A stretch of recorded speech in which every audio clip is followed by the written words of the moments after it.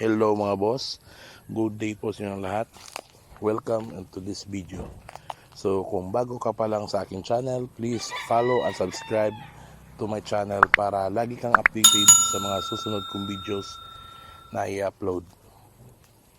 And without further ado, magsa-start na po tayo na explain ko kung anong yung ginagawa nila. So as you can see mga boss, so may prepare po tayo na planggana at saka yung foam, and nag-prepare din tayo ng ballpen at papel. So this is the final stage sa part 4 po sa paglalagay po ng similya sa ating fan. So this is the very important part po sa ating paglalagay ng similya. So ano po yung ginagawa nila dyan sa planggana? So sa nakikita nyo sa aking video sa part 1, nag-acclimatize na po tayo. Sa part 2, nag-neutralize po tayo ng tubig. Sa part 3, nagpapakawala na po tayo ng similya. So yun lahat ay step by step process po sa ginagawa namin sa aming fund. So ngayon mga boss, itong part na to ang final stage po. So kung hindi ka nakapanood sa video sa part 1, part 2, and part 3, so ilalagay ko na lang din po sa description below para mapanood niyo din yung videos na yun, yung part 1, part 2, and part 3. So yun mga boss, sa nakikita nyo, nag-prepare na po sila as start po sa pag-accounting. So yung nakikita nyo sa part 3 na inilagay nila na similya, nag-select po sila ng 2 cellophane doon at in-reserve nila for the counting process.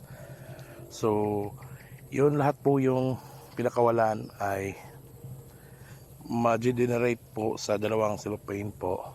Yung 2 cellophane po na inilagay nila dyan, yan po yung ating i-count. So napaka-importante po ang part na to as a farmer dahil ito pong similya ang una po nating investment. So nandito po sa similya ang pinaka-importante po.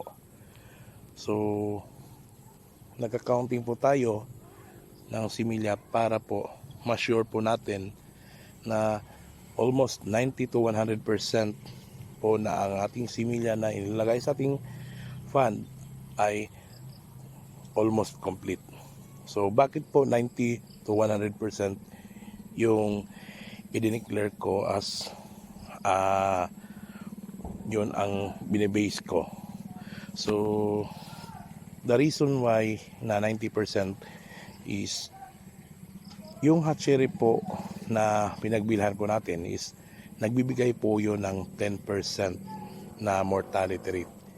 So in case po na may mga patay po sa ating similya na dumating, yun po yung magiging recovery rate po sa ating similya. So nag-assume po tayo na 90% to 100%.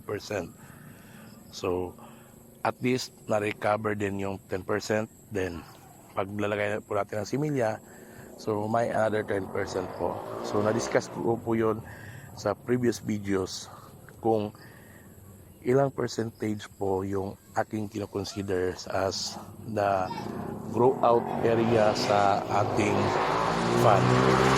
So ngayon mga boss, yan sa ginagawa nila, makikita nyo po mga boss na yan po ay nag-start na po ng counting. So yan, yung tao na yan, siya po yung nagdi-dictate kung ilang similya po yung nakukuha niya.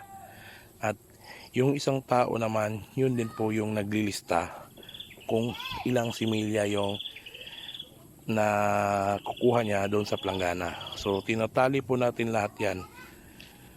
So ayan, so yan pong nililista po nila ay yan po ang first na supot na kinuha po natin sa dalawang supot na prepare po natin as for counting. So yan, makikita nyo yan. So ginagawa na dyan ay sa first supot po, total po yan at so kung ilan po yung similya na ma-record dyan, and then sa pangalawang supot, same process din po, binibilang din po yun. So example, nakaproduce po ng 2,800 sa first similya, then sa second similya na supot is nasa 3,000. So ina-add po natin yan, tsaka i-divide 2 po natin para makuha yung average niya. Then yung total nyon, yun po yung kinoconsider natin sa lahat ng nilagay natin ng similya as yun po yung final quantity ng per supot po.